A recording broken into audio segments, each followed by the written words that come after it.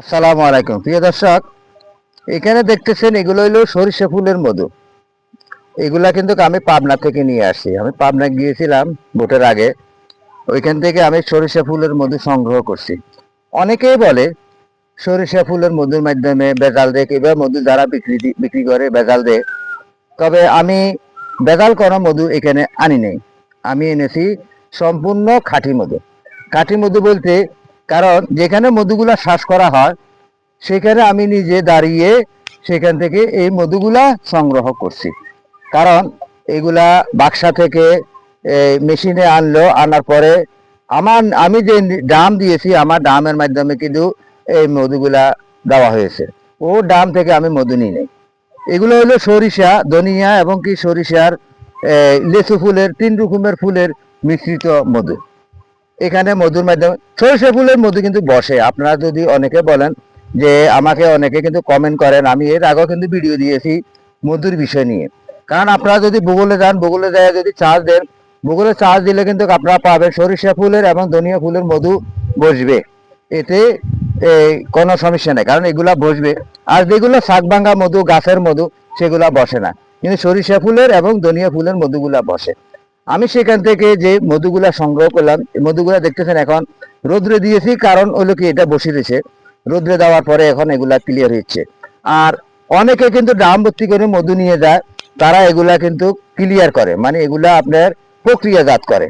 এগুলা যখন আপনার ফিল্টারে যখন প্রক্রিয়াজাত করে কিংবা এগুলা পরিষ্কার করে, তখন এগুলা আনার মতো পরিষ্কার হয়ে যায়। হয়তো তারা সেখানে অন্য অন্য কেমিক্যালের ব্যবহার করে, কিন্তু আমার এখানে সম্পূর্ণ মৌগুলা, মৌ থেকে মধুগুলা বাইর করার পরে এখানে সম্পূর্ণ আমি নিয়ে আসছি।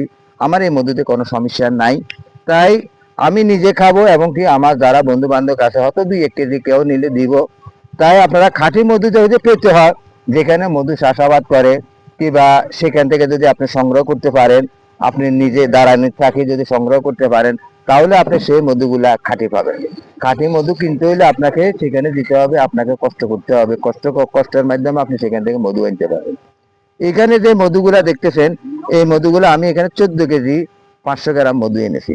নিয়েছিলাম 17 কেজি 500, তো 3 কেজি আমি আমার আত্মীয় স্বজনকে দিয়ে চলে আসছি।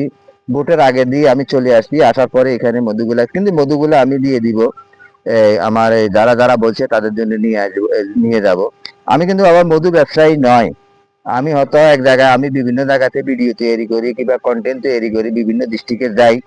আপনারা জানেন আমি ইউটিউব চ্যানেল কিংবা ফেসবুকে আমি আসি। তাই আমি বিভিন্ন ডিস্ট্রিক্টে যাই, আমি কৃষিভিত্তিক ভিডিওগুলো তৈরি করি। সেখান থেকে আসার সময় আমি এই মধুগুলা নিয়ে আসলাম। তাই আপনাদেরকে আমি এই ভিডিওটা দিচ্ছি। খাঁটি মধু পেতে হলে আপনাদেরকে জায়গাস্থলে দিতে হবে, যাইয়া সেখানে আপনারা নিজেরা দাঁড়াইয়া যদি মধু নিতে পারেন, সেটা হবে খাঁটি। আর আমার এই মধুগুলা কিন্তু অনেক রকমের মানুষে অনেক রকমের পরীক্ষা করে, কিন্তু খাঁটি মধু যেটা, সেটারে কিন্তু পিপিলিকাও খাবে না। আপনি যদি 1 ফোঁটা মধু দিয়ে রাখেন, সেখানে কিন্তু পিপিলিকা খাবে না। আর যেটা চিনি মিশ্রিত, চিনির পানি মিশ্রিত করে, সেগুলা কিন্তু 1 ফোঁটা মধু পড়লে, সে যেটা বানায় তারা, এগুলো 1 ফোঁটা মধু পড়লে কিন্তু সেখানে পিপিলিকা আইসা জড়ো হয়ে যাবে। আর আমার এখান থেকে যদি আপনি 1 ফোঁটা মধু যদি আপনি ফেলেন, তাহলে কিন্তু সেখানে পিপিলিকা আসবে না, কারণ এগুলো হলো খাঁটি মধু। সরিষা ফুল, ধনিয়া ফুল এবং লেচুর ফুল, 3 রকমের মিশ্রিত খাঁটি মধু। এই মধুগুলা কিন্তু একবারে গা